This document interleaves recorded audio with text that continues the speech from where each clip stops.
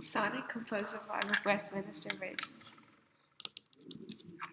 Poet's context. Composed upon Westminster Bridge, September 3rd, 1802, is an Italian sonnet by the English Romantic poet William Wordsworth, who lived during the Industrial Revolution. This could have particularly heavily influenced his work. He was born in 1770 and died in 1850. Wordsworth wrote the poem in iambic pentameter, with 10 syllables per line. It's a sonnet, an Italian sonnet to be exact. The rhyme scheme of the poem is A, B, B, A, B, B, A, C, D, C, D, C, D. The poem was actually written about an experience that took place on July 31st, 1802, during a trip to France with Wordsworth's sister, and it's written in her journal. Earth has not anything to show more fair. Dull would he be of soul who could pass by, a sight so touching in his majesty. This city now doth like a garment wear, the beauty of the morning silent bare. Ships, towers, domes, theatres, and temples lie open unto the fields and to the sky, all bright and glittering in the smokeless air. Never did sun more beautifully steep in his first splendor, valley, rock, or hill. Never saw I, never felt a calm so deep. The river glideth at his own sweet will. Dear God, the very houses seem asleep, and all that majesty, the mighty heart is still lying. So the whole form is a sonnet, which is typical of classical and romantic depiction of love and appreciation. The whole poem is about the coexistence of nature and man-made to show both their beauties and how they can coexist as one. He often unifies them and juxtaposes them and both their ideas of beauty.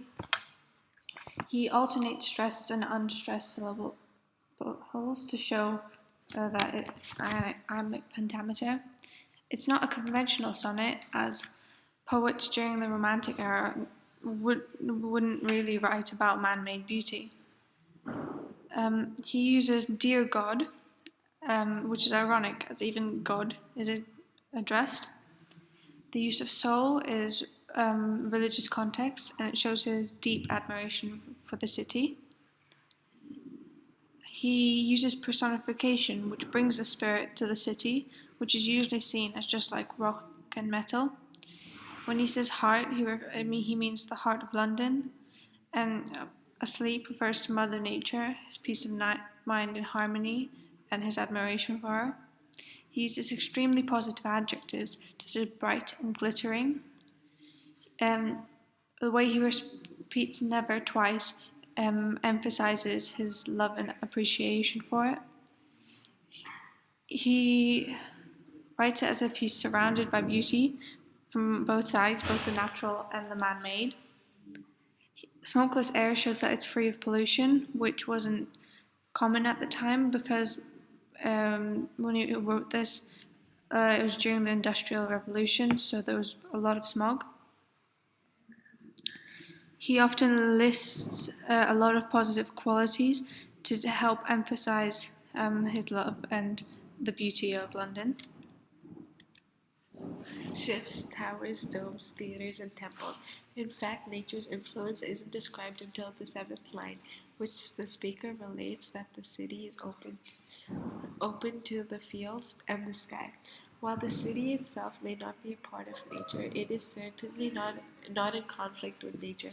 This becomes even more clear in the next line, when the reader learns that the air is smokeless, free of pollution. When he speaks of the city, he shows deep admiration by using religious context of the soul. He uses a hyperbole of in his first splendor to exaggerate the beauty. It's emphasized through his repetition of never. The whole poem is unusual for a romantic poet, as it's unifying man-made and natural beauty. Wordsworth continues to surprise his readers by saying that the sun has never shone more beautifully, even on natural things. He then personifies the scene, giving life to the sun, the river, the houses, and finally the whole city, which has a symbolic heart. The reader imagines the city's heart beats city's heart beating rapidly during the day, while everything and everyone in it is bustling about. But now, in the early morning hours, the city's heart is still lying by using personification in his poem. Wordsworth brings a kind of spirit to the city, which is usually seen as symbol construction of rock and metal. In these lines, 9 through 14, the speaker tells the reader that the sun has never shone more beautifully, even on nature, as mentioned through valley, rock, or hill, and that he has never seen or felt such a deep, calm, peace of mind and harmony, showing his admiration for Mother Nature. He goes on to describe the way the river, which he personifies, glides along at a slow pace and chooses to end with. How does Wordsworth convey love and appreciation? Wordsworth conveys feelings of love and appreciation through the structure of the poem. As it's a sonnet, this is typically associated by the readers with such themes. Furthermore, he uses extremely positive adjectives such as bright and glittering. This list of positive qualities, along with the pollution-free smokeless air, emphasizes the beauty. Furthermore, it's conveyed through his juxtaposition of natural and man-made beauty. He shows these two coexist happily: the ships, domes, theaters, along with the fields and sky. Continued. Furthermore, he conveys these feelings through contrasting literal beauty and metaphorical beauty when he describes how the earth has not anything to show more fair, and dull would he be of soul who could pass by. This figurative language is literal. However, a sight so touching in its majesty isn't. He uses the contrasting ideas of majesty, which has connotations of grand and public, but touch is more intimate and personal, showing both his personal and the public's love for the city.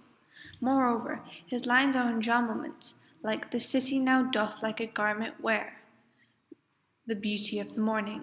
This shows his strong feelings and how he can't control them. How does Wordsworth unify natural and man-made beauty? Explore Wordsworth's feelings towards Westminster Bridge.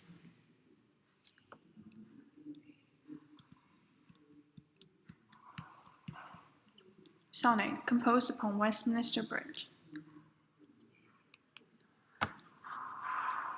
By Marcelina and Resham.